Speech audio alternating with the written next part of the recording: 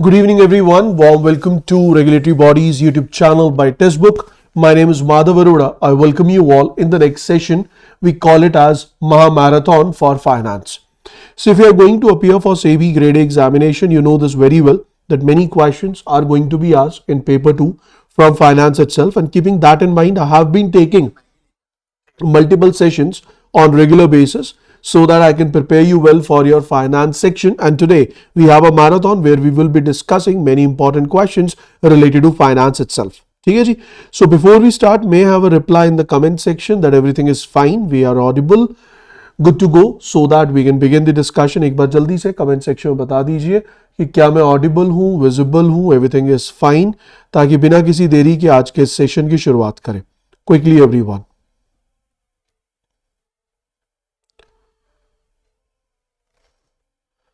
I'm still waiting for your reply, guys. Once we are good to go, I'll start the discussion.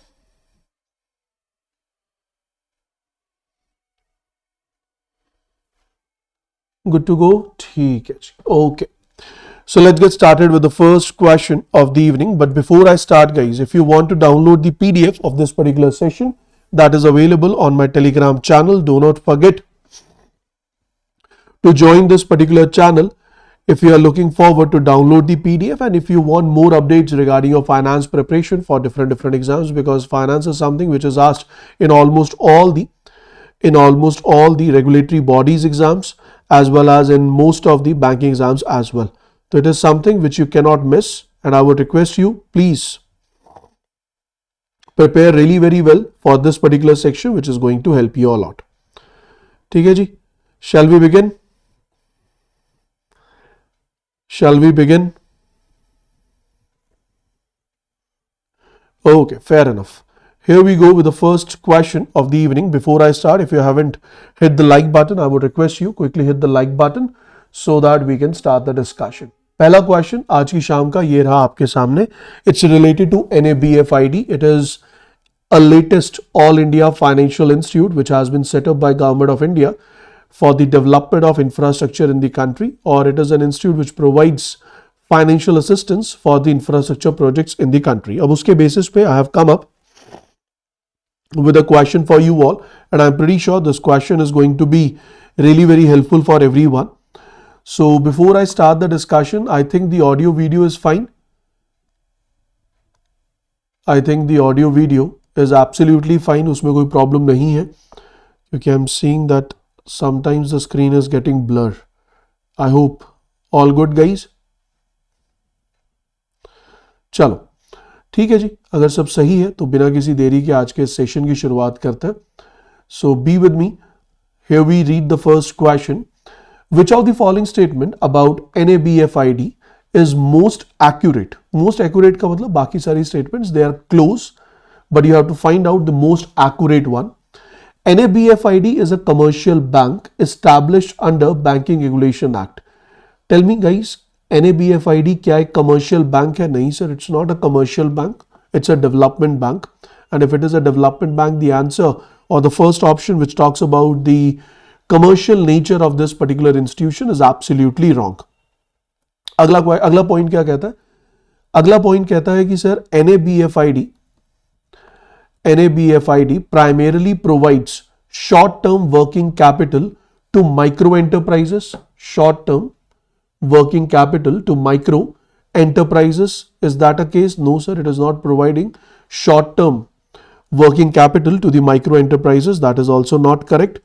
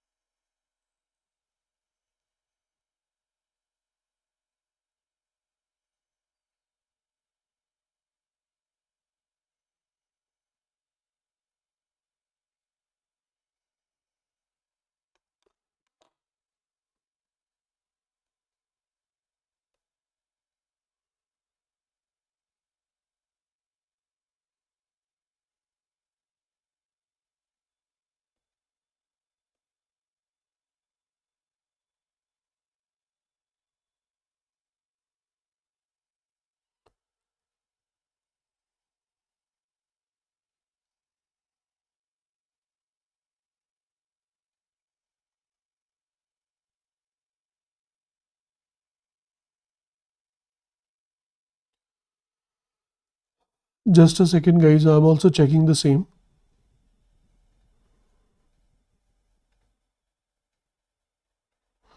Just give me a second, okay?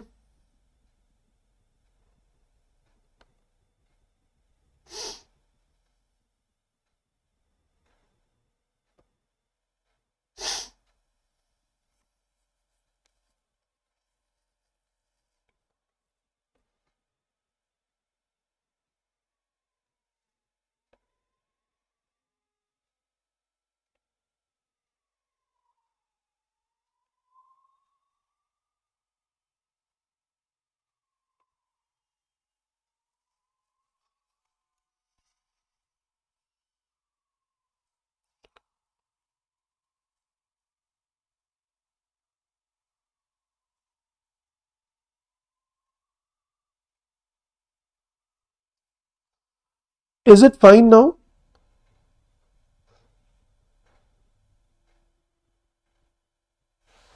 Is it fine now, or still we have a problem?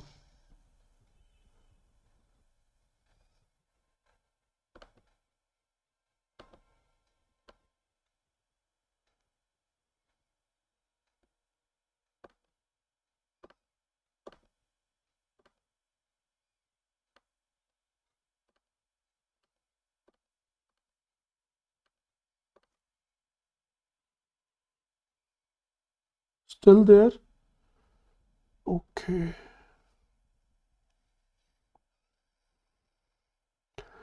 Just wait.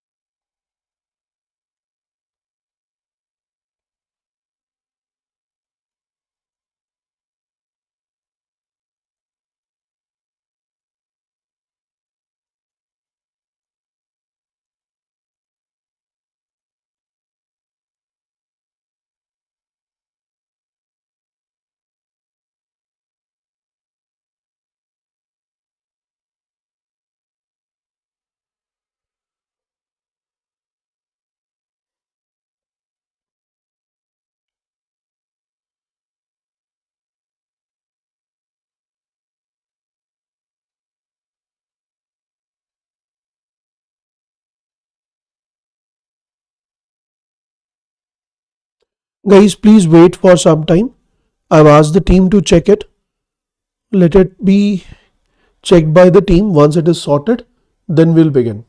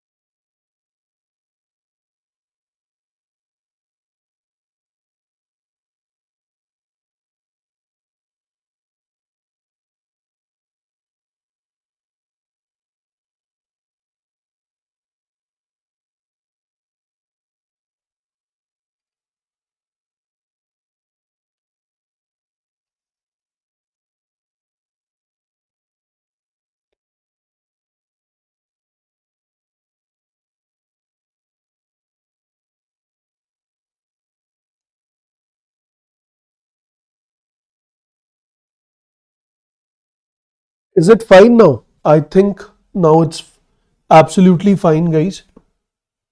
If we are good to go, just let me know in the comment section so that we can start the discussion.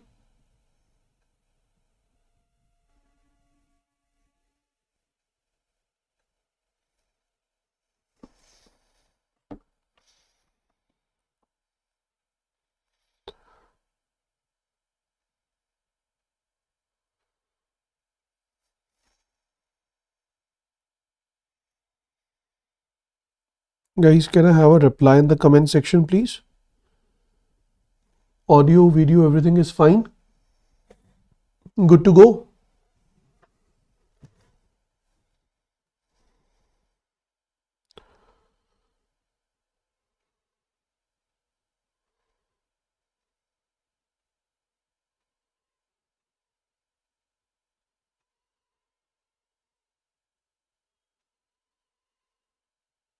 Everybody, please reply.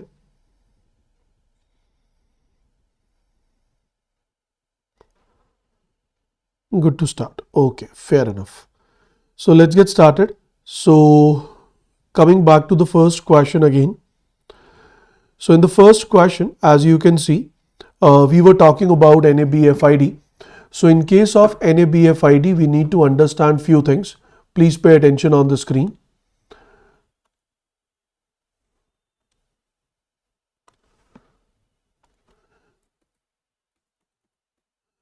NABFID is a development financial institution focused on long-term infrastructure financing, and it can issue bonds targeted at institutional investors. Is this point correct? So this point is accurate as of now. Let's read the next one.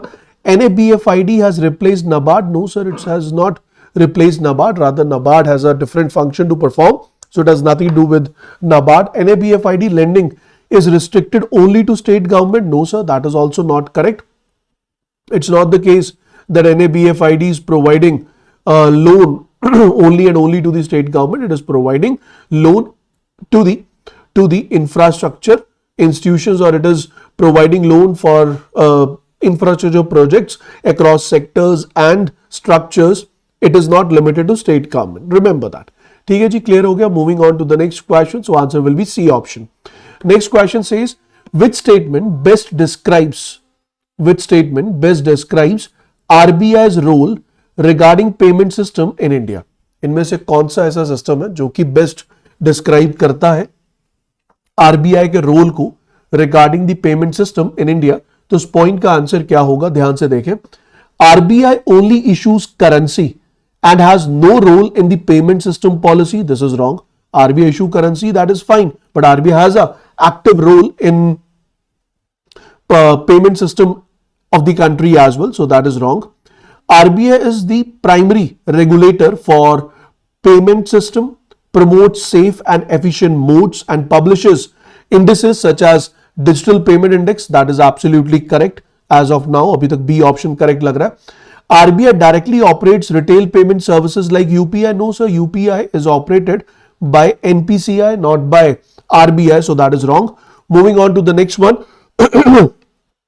The next question says, the next point says, RBI's only payment related function is to maintain settlement account for the commercial banks. No, RBI is maintaining the accounts not only for the commercial banks but for the other organizations as well. And not only payment related accounts are maintained, it is a part of banker, it is a part of banker to bank function which is performed by RBI.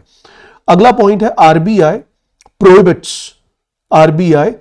prohibits private sector participation in the payment infrastructure. नहीं, payment infrastructure में अब RBI is allowing the private investors as well. So answer to this particular question is yes, is the B option. Is it correct? Very good. Moving on to the next question, guys. Remember one thing, जो आपका phase 1 होगा, phase 1 में इसी type के, इसी level के questions पूछे जाएंगे. And if you are able to answer them here, you will be able to answer the questions in the examination as well. तो एक बार जल्दी से इस सेशन का लिंक अपने फ्रेंड्स के साथ शेयर कर दो ताकि सबको पता चल जाए कि जो भी प्रॉब्लम थी वो रिजॉल्व हो चुकी है and session is back on the line. Next is regarding the structure of Indian formal financial system, which statement is most accurate? India's formal financial system. Non-banking financial companies are supervised exclusively by RBI because NBFCs, they are operating as per section 45 of RBI Act 1934, and keeping that in point, A option is wrong. Commercial banks, development financial institutions, NBFCs, then we have payment firms, they together constitute a regulated financial ecosystem. Multiple regulators have sectoral rules. तो India में अगर हम बात करें, India का जो financial system है, it includes commercial banks, that is correct.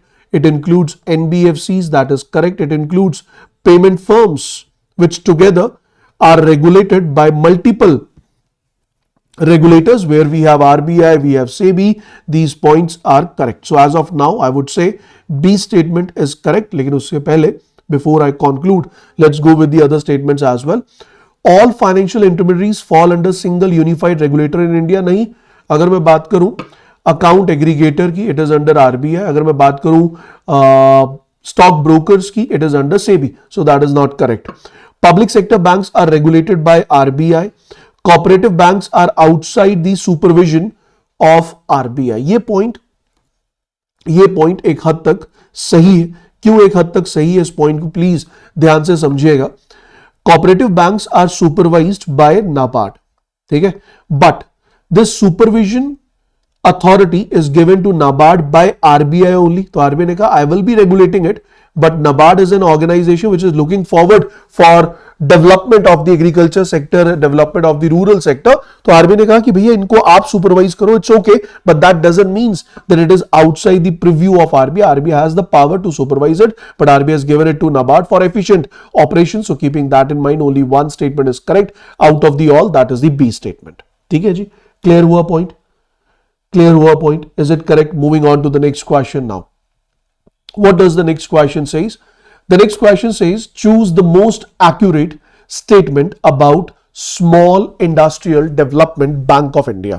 Before I read the options which have been given to me on the screen, guys, you tell me, what do you know about SIDBI? If I talk about SIDBI, Small Industrial Development Bank of India, it was set up back in 1990 with its headquarter in Lucknow, UP. At the time of settling up, it was operating, or it was set up under IDBI, but over the period of time, its ownership was transferred to Government of India, and right now, IDBI is no more a development bank, rather it is a commercial bank, even it's a private commercial bank. अगर मैं SIDBI की बात करूं, SIDBI, as the name suggests, it targets small industrial development. So right now, micro, small and medium enterprises development is in the hands of SIDBI, or SIDBI is acting as an agent on the behalf of the government for the development of MSME sector in the country. MSME sector is really very important in the country because it contributes, or it is the second largest labor provider sector है ये, second largest after agriculture sector. It is around 45% contributor in the exports of the country. What is the MSME contribution in GDP? What is the MSME contribution in GDP? Please give me the answer in the comment section if you know about this particular term. Now I'll read the statements. SIDBI primarily provides household banking services. Wrong. SIDBI is the principal financial institution for micro, small, medium enterprises and provide refinance, direct finance, development support. That is correct. SIDBI is the regulator of NBFC. No sir, NBFCs are regulated by RBI. This is wrong.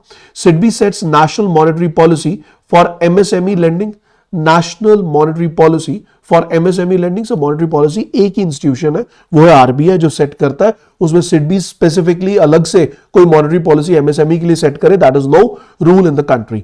SIDBI mandate is restricted to agriculture infrastructure only. नहीं sir, it is restricted, or it will be, I would say, responsible only and only for the MSME wala part. So answer to this particular question is B option. 30% is the contribution of MSMEs in the India's GDP. That is correct. So 30%, 45%, second largest labor provider or employment provider in the country. This is correct. So answer to this particular question is going to be B option. समझ आया? Clear हुआ? If it is all done, give me a thumbs up in the comment section. Moving on to the next question. Which statement describes EXIM Bank? EXIM Bank talks about Export and Import Bank of India. This bank was basically set up to promote exports of the country, as well as to ease out the process of exporting the goods, ease out the process of I would say transporting the goods, ease out the process of borrowing the funds, or ease out the process of receiving the credit pre-shipment as well as post-shipment. It also helps the companies to get insurance of their transported goods. Everything is done with the help of EXIM only. So EXIM Bank was also set up in 1982 along with NABARD in the same year, and its headquarters is also in Mumbai, Maharashtra. ठीक है जी. अब इसमें अगर हम बात करें, EXIM Bank provides trade finance, project finance and line of credit to the foreign government, support Indian exporters with credit and advisory services. अभी तक ये सही लग रहा है. EXIM Bank is a deposit taking retail bank. No, EXIM Bank is responsible for issuing import tariffs and trade policy. No sir, import tariffs, trade policies are decided by government, not by EXIM. EXIM Bank supervises foreign exchange transactions for the banks. Supervises foreign exchange transactions. No sir, foreign exchange transactions are supervised by RBI. EXIM Bank's only function is to ensure exports. No, it is one of the function, but that is not the only function. So the most appropriate statement for the EXIM rule, which is correct, that is A option. ठीक है जी, clear हो गया point. Moving on to the next one. Next question क्या कहता है देखते हैं जरा. The correct description of NABARD, which stands for National Bank for Agriculture and Rural Development, set up in 1982. Mumbai, Maharashtra is the headquarter. It was set up for the sole motive of agriculture and rural sector development. For agriculture and rural sector development. क्या क्या points are important? Please pay attention.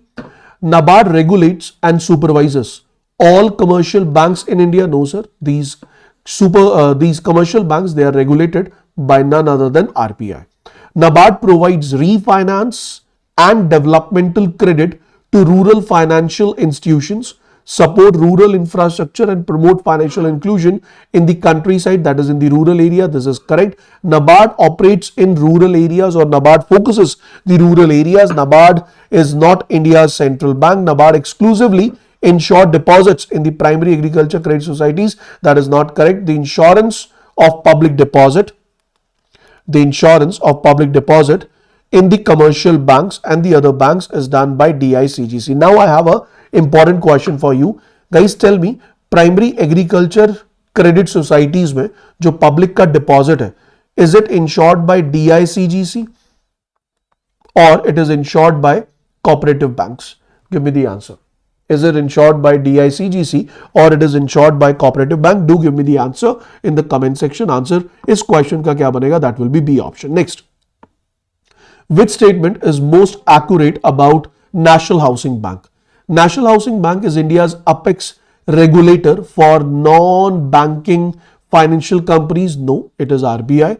NHB function as a retail mortgage bank, refinance provider for housing finance institutions and promoter of housing finance institutions. This is correct. ये point सही है. NHB sets primary mortgage interest rate for all banks. No. NHB is wholly owned by Government of India. NHB directly provides home construction services. No, it do not provide any direct home construction as such. एक question का answer दीजिएगा. When National Housing Bank was set up, it was responsible for the regulation of housing finance companies. Do the same operation, do the same function is performed by NHB today as well? क्या आज भी NHB is the regulator of housing finance companies? Remember that. So this power has been taken over by RBI, and now RBI is responsible for the regulation. RBI is responsible for the regulation of NHB, but for the regulation of housing finance companies, but housing finance company related other day-to-day operation aspects are taken care by National Housing Bank. Insurance for NABARD, DICGC, I think. मैं NABARD नहीं पूछ रहा. I'm talking about primary agriculture credit societies में जो public का deposit है, is it insured by DICGC or by the concerned cooperative bank? That is my question. Think again and give me the answer later on. Even after the video, you can type your answers in the comment section. Moving on to the next one.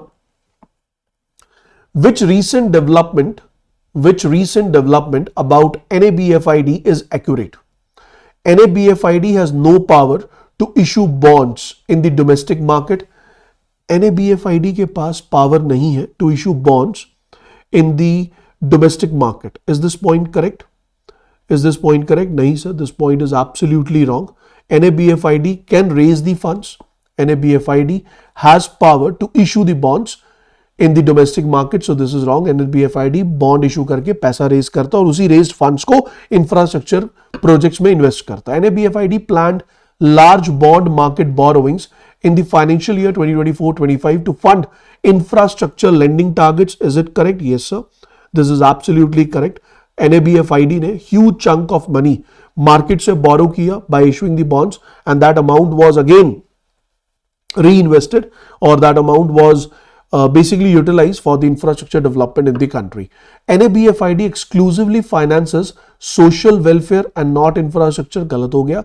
NABFID replaced EXIM. No. NABFID directly regulates RRBs. No. RRBs are directly regulated by RBI, but they are supervised by, but their supervision is with NABARD. So answer to this particular question will be B option. Very good.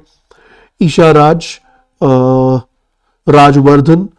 Very good. You have given the correct answer. Anshika, you have given the correct answer. बढ़िया. चलो अगले question की ओर बढ़ते हैं. अगला question क्या कहता है? Choose the statement that best captures the principal way global monetary tightening impact the Indian financial system. ये बड़ा इंपॉर्टेंट है, बहुत इंपॉर्टेंट है. ये कहता है कि अगर हम फेडरल रिजर्व्स की बात करते हैं, which is the central bank of US, if Federal Reserve tighten its interest rates, or if it changes its interest rates, how it impact India's financial system, how it will impact India's financial system. इस point को समझना बहुत important है, ध्यान दीजिएगा. Global monetary tightening का मतलब क्या? अगर हम ये वर्ड यूज करें as the statement says global monetary tightening, अगर ये क्वेश्चन आप मुझसे पूछें तो जब भी कभी हम मॉनेटरी पॉलिसी टाइटनिंग की बात करते हैं, it's all about increasing the interest rate. अब इससे होगा क्या? So this will result in increase in yields. This will result in increase in yields in the advanced economy. अब अगर फेडरल रिजर्व ने अपना रेपो रेट, ऐसा ही समझो, बहुत बेसिक फॉर्मेट पे समझो, अगर फेडरल रिजर्व ने रेपो रेट बढ़ा दिया तो automatically in the US market, investors, if they are investing their funds in US market, their return will increase. And the moment their return increases, then the emerging markets like India, they may experience capital flow volatility, they may experience foreign exchange pressure. Foreign exchange pressure क्यों? कि जिसका पैसा India में लगा वो चाहेगा कि India से अपना पैसा निकालकर यूएस में लगाऊं for higher return. There will be an upward pressure on the domestic yield, तो अपवर्ड प्रेशर बढ़ेगा ऑन द डोमेस्टिक यील्ड, और डोमेस्टिक यील्ड को अगर आप बढ़ाना चाहते हो तो उसका रिजल्ट क्या होगा? Lending rates in the country will increase. If the lending rates in the country is increasing, then all the projects which are running in the country, they will be impacted because of the capital volatility again. So RBI uses foreign exchange operations, liquidity management, policy settings to manage this particular transmission. So keeping that in mind, global tightening has effect on Indian economy. This is wrong. Tightening raises global rates, causes capital outflow. India से capital बाहर जाएगा. India की currency depreciate होगी because US dollar demand will increase for the outflow of the funds, और जब हमारी country में US dollar पे डिमांड बढ़ेगी ऑटोमेटिकली रुपी की वैल्यू कम हो जाएगी. That will lead to currency depreciation which can raise domestic bond yields and cost of external finance for the projects. इससे क्या होगा सर? आपकी जो बॉन्ड यील्ड्स हैं वो इंक्रीज हो जाएंगी आपकी कंट्री में, लेकिन उससे रिजल्ट क्या होगा? जो एक्सटर्नल फाइनेंसेस हैं फॉर द प्रोजेक्ट उनकी वैल्यू भी क्या होगी? बढ़ जाएगी, जिसकी वजह से कहीं ना कहीं प्रोजेक्ट्स को फाइनेंस करना टफ हो जाएगा, या you will not be able to receive the finance at the same rate as you were receiving और you have received in the past. Global tightening forces RBI to disband inflation targeting, ऐसा कुछ नहीं है. Global tightening reduces UPI transactions नहीं. Global tightening completely isolates India's banking sector from global market नहीं. तो basic सबसे appropriate जो correct answer होगा that will be B option. I hope it is correct. Rajvardhan, Isharaj, again you have given the correct answers I guess. Moving on to the next one. अगला question देखो. Which statement correctly describes the role of information and technology in modern banking? Information and technology only role is to replace tellers, that is cashiers with ATMs. पहली बार तो cashiers को you have not 100% replaced with ATMs and it is not the only function. This is wrong. It makes banking fully risk free. नहीं sir, risk has rather increase due to cyber risk introduction. IT eliminates need for regulation. No sir, need for regulation has again increased. IT is peripheral to credit underwriting. No sir. IT enables core banking. Core banking solution का मतलब है that you can deposit your funds in any branch of the bank. You can withdraw the funds from any other branch or maybe from any other ATM right away, which means real time information or data sharing is done with the help of core banking solution, with the help of centralized banking system. The word core stands for centralized online real-time exchange.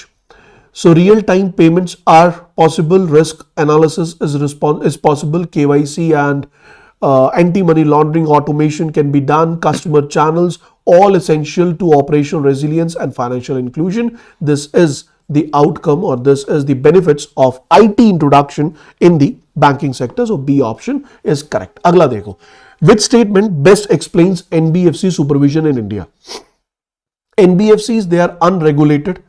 No sir, they are not unregulated. They cannot accept deposits without the permission given by RBI. They first have to receive license from RBI and then only they will be allowed to operate, or then only they will be allowed to accept deposits and all.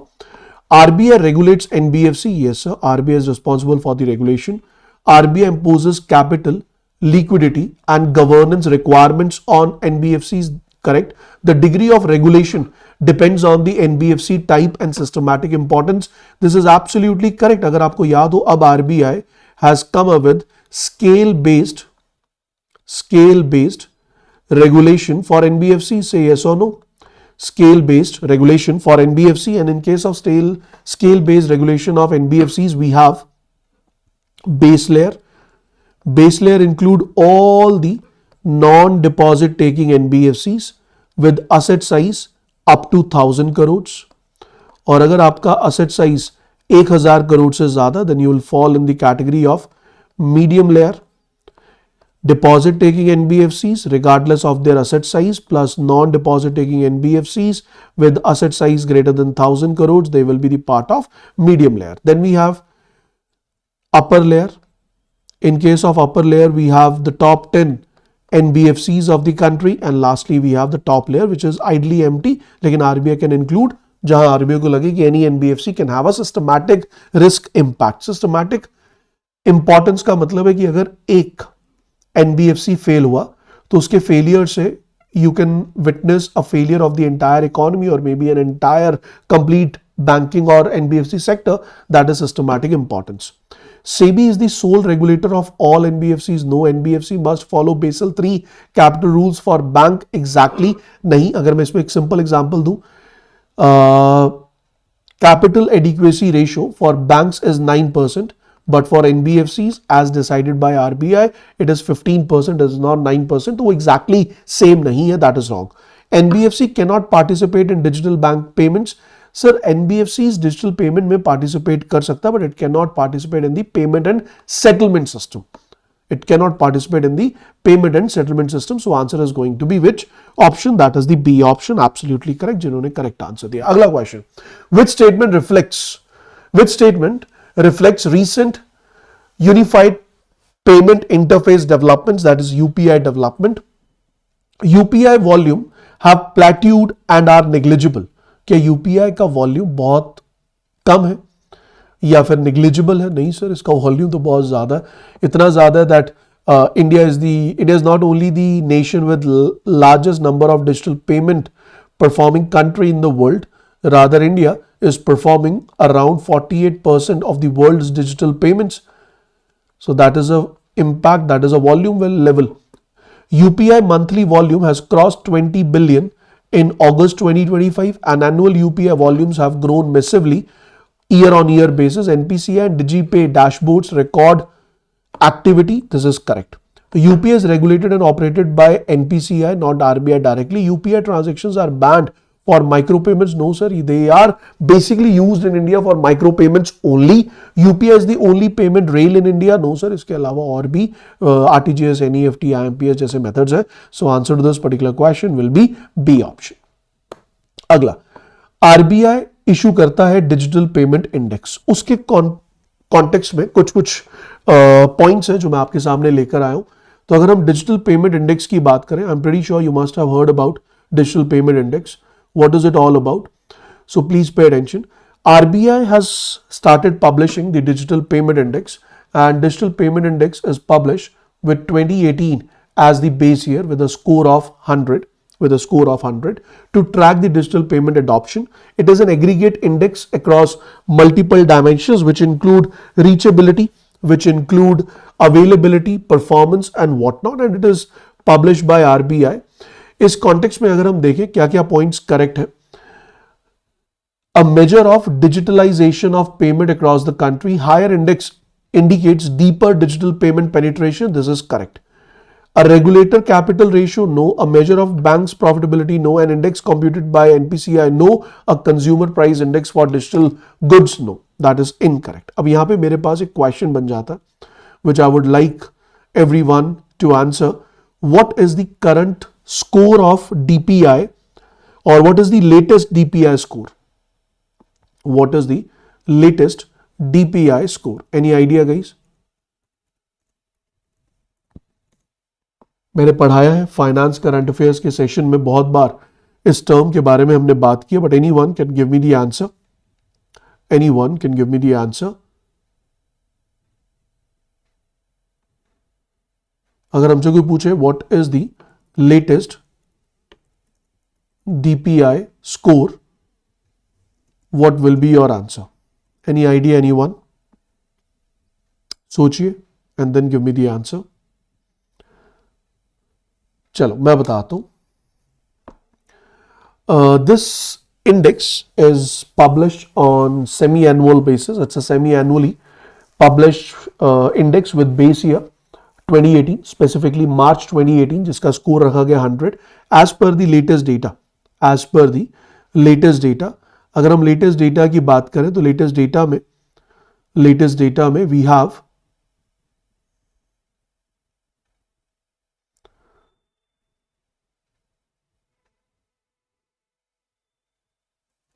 we have the data of March 2025. तो March 2025 का score क्या था? Anybody?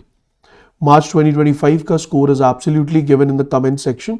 So March 2025 का जो score था that was 493.22. Can you give me the parameters on the basis of which DPI score is calculated? Can you give me the parameters on the basis of which DPI score is calculated? Any idea? Anyone? Any idea, anyone? Sir इसमें हमारे पास है पहला payment infrastructure supply, payment infrastructure demand, payment performance, then we have consumer behaviour and lastly we have regulatory framework. And lastly, we have regulatory framework. These are the key parameters which are taken into consideration before we publish DPI. Before RBI publishes DPI. ठीक है जी, clear हो गया point? किसी point पे कोई दिक्कत कोई परेशानी हो तो पूछ लीजिए. इसमें भी अगर मैं एग्जैक्ट टर्म्स दूं जो कि लिखी जाती है, one is payment infrastructure supply, payment infrastructure demand, then we have payment enabler, then we have payment performance, and then we have customer centric. These are the 5 parameters जो आपने पहले भी पढ़े होंगे. This is how they are basically defined. Absolutely correct, Lakshman. Very good answer is going to be A option. अगला देखो.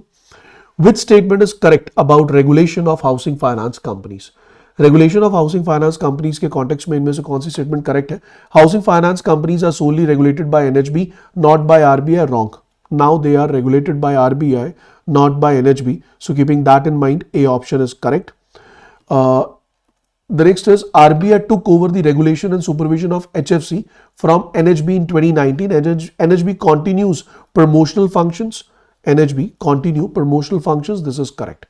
HFCs have no prudential obligations. Wrong. They have the prudential obligations. HFCs only lend to commercial real estate. No. They also provide loan for housing, that is residential property or real estate projects as well. So this is wrong. SEBI supervises HFCs. No sir, HFCs are supervised by RBI as discussed. So answer to this particular question will be the B option. Clear? Moving on to the next one. Which SIDBI instrument is correctly matched with its purpose? So SIDBI provides only charity grants to MSMEs. No. SIDBI focuses exclusively on foreign exchange trading. No. SIDBI provides no credit guarantee support. No, it provides credit guarantee support. This is wrong. SIDBI is solely a trade regulator. No, SIDBI's refinance window provides on lending to primary lenders like banks and RRBs to expand MSME credits. This is absolutely correct. So SIDBI जो है, it provides funds to the financial institutes. They provide loan to MSMEs, and this process is known as refinance, and this is done by SIDBI. So keeping that in mind, B option is correct. अगला देखो. Which statement is correct with respect to EXIM? EXIM Bank provides buyer's credit to help Indian exporters sell equipments or service abroad. EXIM Bank provides buyer's credit to the foreign buyers to help Indian exporters to sell equipment or service abroad. EXIM Bank guarantees all private export contracts without limit. No sir, there are certain limits which are followed by EXIM, so that is not correct. Guarantees are limited and they are assessed. ECGC is the main export credit insurer, which you need to remember over here. EXIM Bank function as India's Ministry of Commerce. No sir, it is an important but not sole or I would say Commerce Ministry sets the trade policy. That is not correct. EXIM Bank is the sole financer for every export transaction. No, sir, it is not sole, but it is important financer. EXIM Bank only lends to domestic retail customers. No, sir, it can provide loan to the international customers as well. तो ये क्या करता है, sir? EXIM Bank it provides credit to the exporter in US. तो एक US exporter है या importer है, इसे क्रेडिट दिया EXIM बैंक ने. अब उस क्रेडिट को यूज करके इस इंपोर्टर ने इंडिया से गुड्स को एक्सपोर्ट किया. So this is how they are export, this is how they are developing the export industry of the country. So A option is correct, rest all the options are incorrect. अगला question, the rural infrastructure development fund is managed by NABARD. That is correct, that is correct, but what is the main intent behind managing it? So whenever this question is asked, that is RIDF. सबसे पहला मेरा question आप सबसे ये है, RIDF was set up. RIDF was set up in which year? Any idea, guys? RIDF was set up in which year? Any idea? Anyone? मैं बता देता हूँ.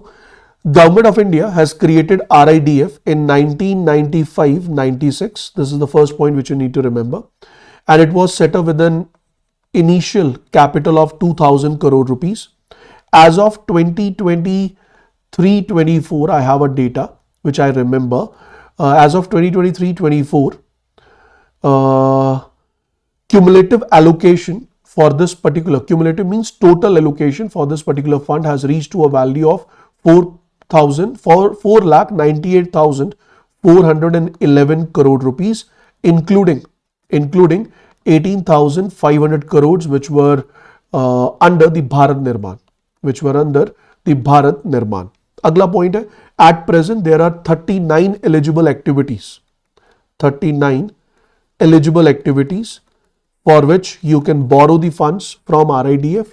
These activities are broadly categorized into three categories. One is agriculture and related sector, second is social sector, and third one is rural connectivity. Who all are eligible? State government, union territories, state-owned companies, state government-owned companies, state government-sponsored या supported organizations, even the Panchayat Raj institutions, self-help groups, NGOs, they are eligible to borrow from RIDF. If I talk about rate of interest, the interest rate payable to the bank on deposits placed with NABARD and loans disbursed by NABARD from RIDF, they have been linked to bank rate. They have been linked to what? So they have been linked to bank rate. अगर आपने अपना deposit NABARD को दिया, bank rate मिलेगा. अगर आपने RIDF से loan लिया तो आपको बैंक रेट पे करना होगा. रीपेमेंट पीरियड की बात करें, loan to be repaid in equal annual instalments within 7 years from the date of withdrawal, including the grace period of 2 years. तो आपको टोटल 7 years का लोन दिया जाता है, जिसमें से 2 साल ग्रेस पीरियड है, मतलब 5 साल का लोन है प्लस 2 साल का ग्रेस पीरियड दे दिया, तो टोटल टाइम है 7 years. Finance only urban expressways? No. Provide concessional loans to state governments and institutions for rural infrastructure projects? This is correct. Replace state budgets? No. Fund only private factories? No. Operate RBI liquidity window? No. So answer to this particular question is B option. I hope RIDF से related जितनी भी information आपको required थी, I have given to you. It is absolutely clear. Next, if a major global bank suffers a solvency shock, which is most likely direct channel of impact on Indian banks? If a major global bank suffers a solvency shock, मतलब एक कोई major global bank है, वो fail हो गया, insolvent हो गया, उस केस में इंडियन बैंक्स पे क्या असर पड़ेगा, वो क्वेश्चन आपसे पूछा गया. इस क्वेश्चन का आंसर अगर हम ढूंढे, ग्लोबल बैंक फेलियर से होगा क्या? Sir, it will create market volatility, it will create pressure on risk appetite, and it will potentially reduce the external wholesale funding for emerging markets. So इस case में India में experience foreign exchange stress, India में experience repricing and higher yields. RBI will manage these macro financial implications by different channels which are holded by RBI. अब इसमें अगर हम देखें तो क्या क्या पॉइंट्स है? Immediate take over of RBI by foreign central bank? नहीं sir. all Indian banks will become insolvent? No. Indian banks are totally immune? No. Indian banks must stop domestic retail lending by law? No.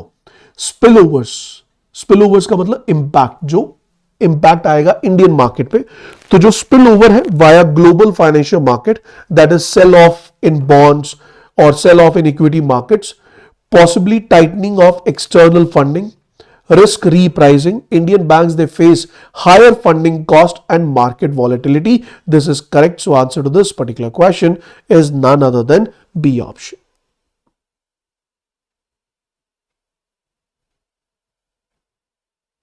It is a finance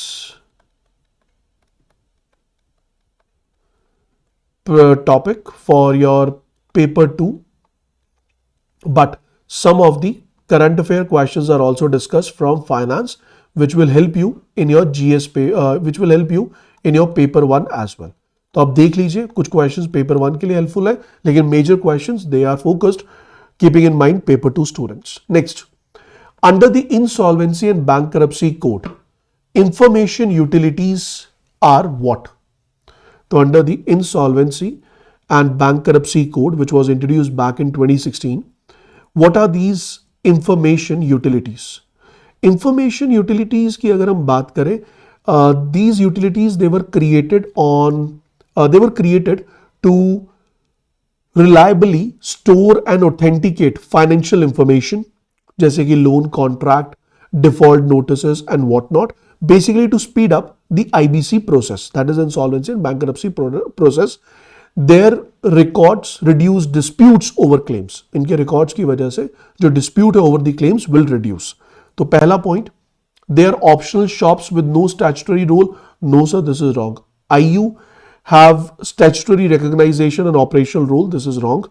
It record and authenticate creditors' claim and make repayment histories and record available to insolvency professionals. This is correct. It will replace the role of banks entirely. No. Are the only mechanism for cross-border insolvency? No. Issue loans to promoter under IBC? No. So answer to this particular question is going to be only and only B option.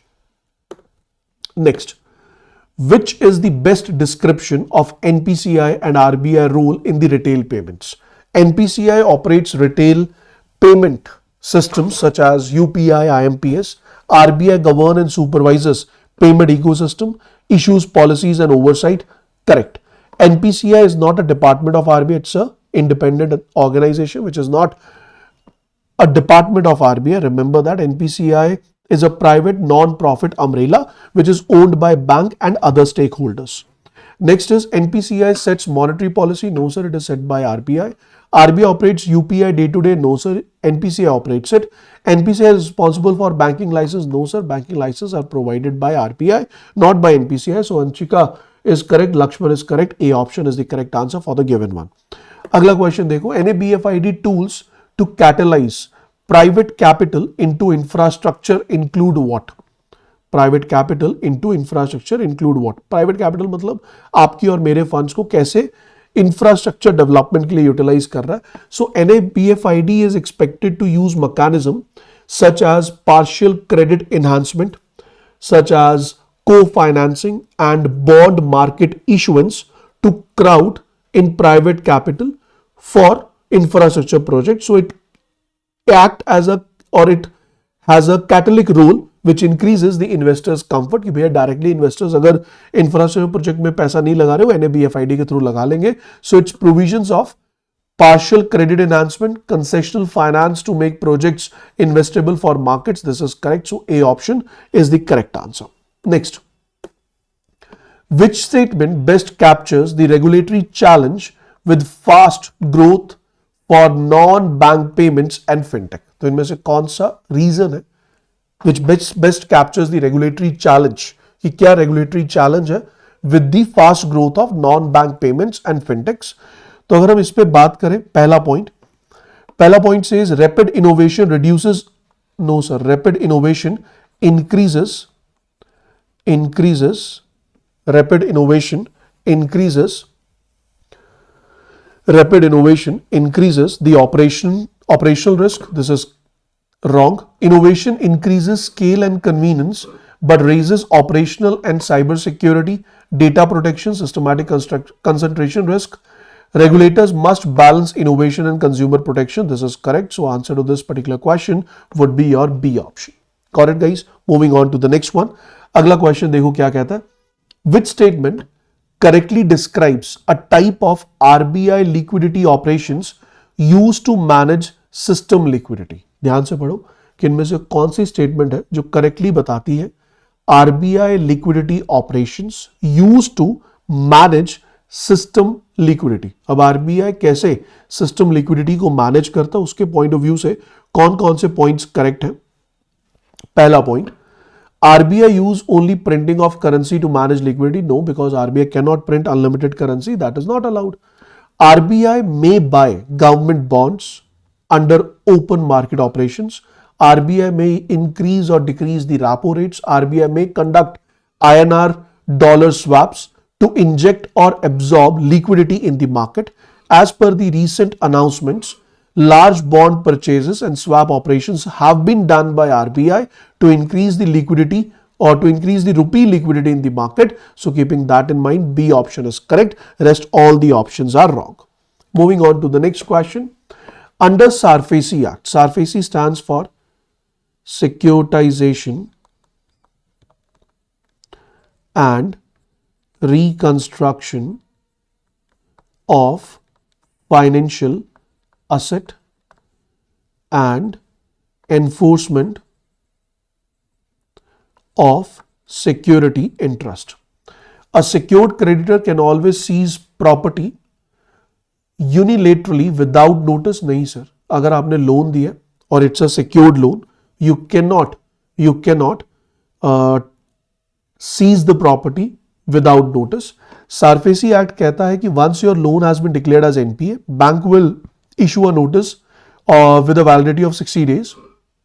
If 60 days में customer आया तो ठीक, वरना multiple जो secured creditor exist कर रहे हैं, certain coordinated consent threshold may apply for the collective action. This is correct. तो भैया 60 दिन का नोटिस देना होगा, वेट करना होगा. 60 दिन में अगर आपके पास कस्टमर वापस आ जाता है और आपसे डिस्कशन में जाता है, आपसे सेटलमेंट करता है, it's fine. Otherwise you can take up the possession of the property. That is correct. अगला question. SARFAESI Act was introduced in 2002 basically to speed up the process of recovery of NPAs only. Which statement best reflects NBFC contribution to Indian credit? NBFCs only give informal loans and are not part of formal credit. Wrong. They are the part of formal credit. This is not correct. This is not correct. Next is NBFCs complement bank in retail, infrastructure, MSMEs, supply chain credit. Yes, they are significant providers of credit and sometimes more nimble in specialized segments. That is correct. Regulations addresses systemic NBFCs. That is also correct. तो अगर हमसे कोई पूछे non-deposit taking NBFC with asset size greater than 500 crores is known as systematically important NBFC of the country. NBFCs are same as cooperative banks? No. They are owned by government? No. NBFCs, they can borrow funds from market, they can borrow funds from banks as well. और उनका जो major chunk of fund है, that comes from borrowing only and they borrow from banks only. So keeping that in mind, B option is correct. अगला question. Which statement best explains commercial model and a risk of UPI based payments?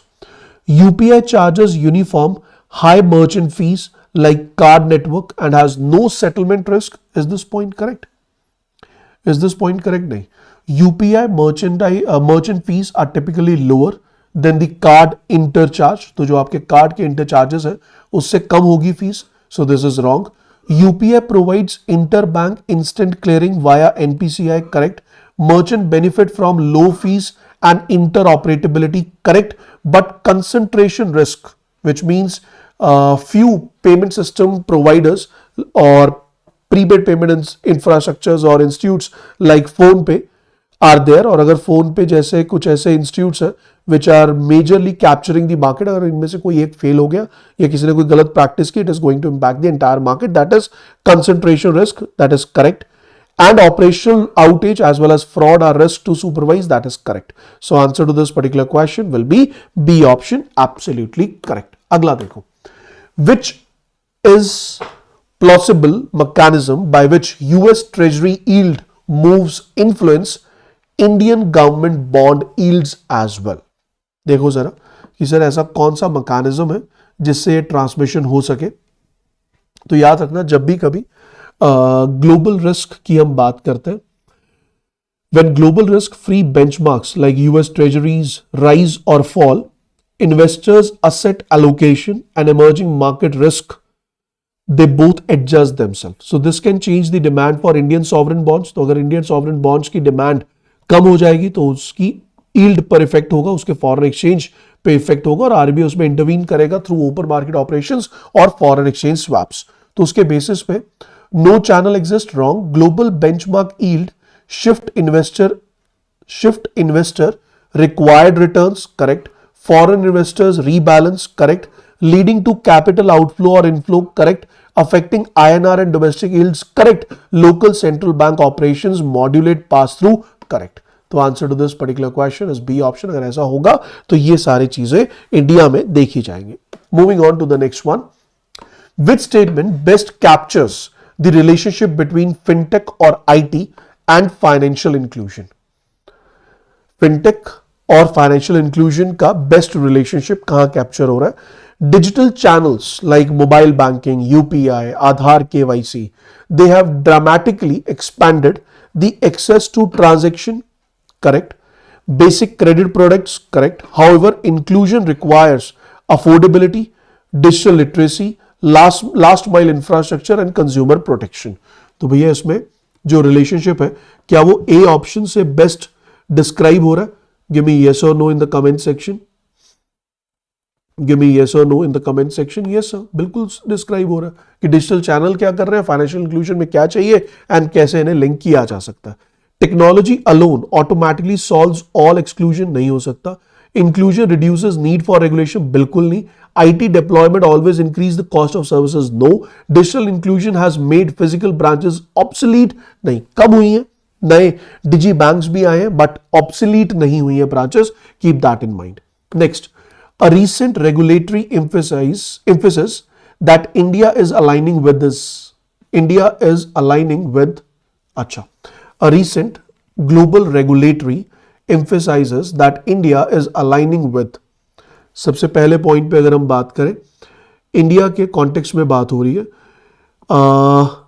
अगर हम बात करते हैं post crisis global reforms emphasize higher capital या liquidity requirements, resolution frameworks and operational resilience. So many jurisdictions, they are collaborating Basel III and considering forward-looking provisioning regimes in their own country. For example, India has also talked about ECL, that India will be implementing it from 2027 onwards. So that will be the answer. Strengthening resilience through Basel III, operational resilience and moving towards forward-looking provisions like ECL. India is studying and gradually aligning with the international norms. So keeping that in mind, B option is correct. Last question of the evening, guys. Which regulatory approach is most appropriate to manage rapidly evolving non-bank digital finance? अब non-bank digital finance बहुत तेजी से evolve हो रहा है, तो उसके context में कौन सा स्टेप बिल्कुल सही है? बैन कर देना सही है? नहीं सर, बिल्कुल सही नहीं है. Let market self regulate? No sir, that will be wrong. Treat all fintech like retail shops? हो ही नहीं सकता.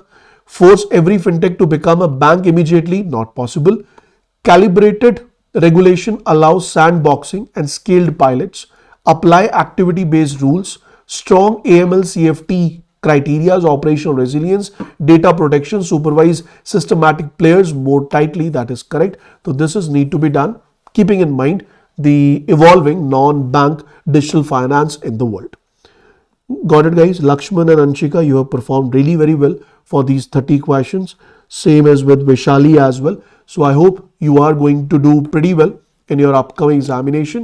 I will be coming up with one more marathon, which is going to be of around 2.5 hours. And in that particular marathon, I will be focusing solely and solely financial market.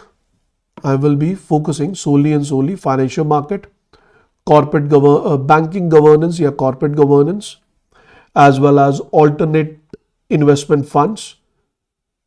These three areas will be majorly focused, and I will be coming up with 50 plus questions on these three topics, from where majority questions in the examination will also be asked. If you have enjoyed the session, do not forget to give me the feedback in the comment section. Or agle marathon mein what do you need? You can even write down your needs in the comment section. I'll check your comments, and I will be I'll try my level best to include all your demands in the next marathon, which is going to happen on next Saturday. ठीक है जी, clear हो गया? That will be all from my side, guys. We'll catch you in the next session to go. Bye bye, take care, good luck, God bless you all.